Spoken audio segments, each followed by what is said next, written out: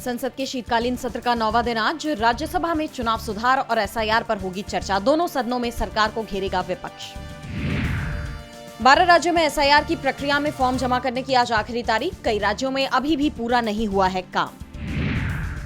Directorate general of civil aviation ने इंडिगो के CEO को भेजा समन। आज डीजीसीए के सामने पेश होंगे सीईओ पीटर एल्बर्ट्स। रद्द हो रही फ्लाइट्स को लेकर भेजा गया है समन। सीईओ के बाद इंडिगो के चेयरमैन ने मांगी माफी। कहा इस दिक्कत की जड़ तक जाएंगे, लगातार रद्द हो रही हैं फ्लाइट्स।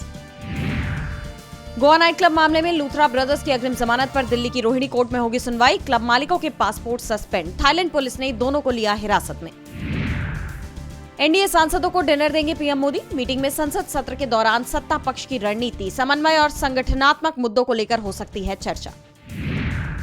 मणिपुर के 2 दिन के दौरे पर राष्ट्रपति द्रौपदी मुर्मू इम्फाल जाएंगी। राष्ट्रपति कई कार्यक्रमों में लेंगी हिस्सा। आरजेडी सांसद मनोज झा ने संसद में गृह मंत्री अमित शाह के भाषण पर जताई आपत्ति। कहा मैंने सोचा ही नहीं था कि लोकसभा में बहस का स्तर ये हो जाएगा। बीते दिन विपक्ष ने संसद से किया था वॉकआउट। केरल में निकाय चुनाव के लिए दूसरे चरण का मतदान जारी। 7 जिलों में हो रहा है मतदान। 13 दिसंबर को आएंगे नतीजे। एनसीपी एसपी प्रमुख शरद पवार ने दिल्ली में मौजूद आवास पर रात्रि भोज का किया आयोजन। राहुल, प्रियंका, रेवंत रेड्डी और अजित पवार समेत कई बड़ी हस्तियां हुई शामिल। भारत ने पाकिस्तान को यूएनएससी में जमकर धोया। अफगानिस्तान पर हवाई हमलों की कड़ी निंदा की। अफगान की संप्रभुता और अंतर्राष्ट्रीय मानदंडों का बताया उल्लंघन। रूस के सेंट पीटर्सबर्ग शहर के सबसे बड़े मार्केट में लगी भीषण आग। सुने गए धमाके, एक की गई जान, कम से कम 2 लोग घायल। अमेरिकी राष्ट्रपति ट्रंप ने लाइव किया गोल्ड कार्ड। ट्रूथ सोशल पर लिखा सभी योग्य और वेरीफाइड लोगों के लिए नागरिकता का सीधा रास्ता। अमेरिका के ट्रेजरी में अरबों डॉलर जाने का लगाया अनुमान। बांग्लादेश के पास वेतन देने तक के पैसे नहीं। मंत्रालयों और विभागों के कर्मचारियों का फूटा गुस्सा। अंतरिम सरकार के प्रमुख यूनुस के वित्त सलाहकार को बनाया बंधक।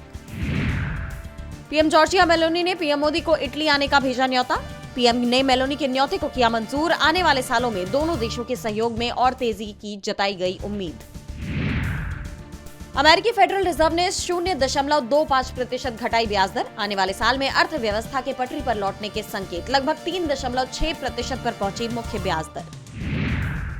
वजन घटाने वाली दवा का निर्यात कर सकेगी सन फार्मा। हाईकोर्ट से मिली मंजूरी। कोर्ट ने कंपनी से मांगा निर्यात से संबंधित खातों का विवरण।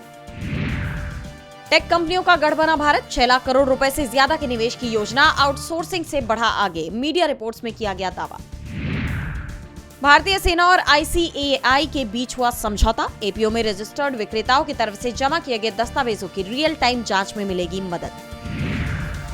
अपने अंतिम चरण में पहुंची ओमान और न्यूजीलैंड के साथ भारत की एफटीए वार्ता। उद्योग मंत्री पीयूष गोयल ने दी जानकारी। चिली और इजरायल के साथ भी आगे बढ़ रही है एफटीए प्रक्रिया।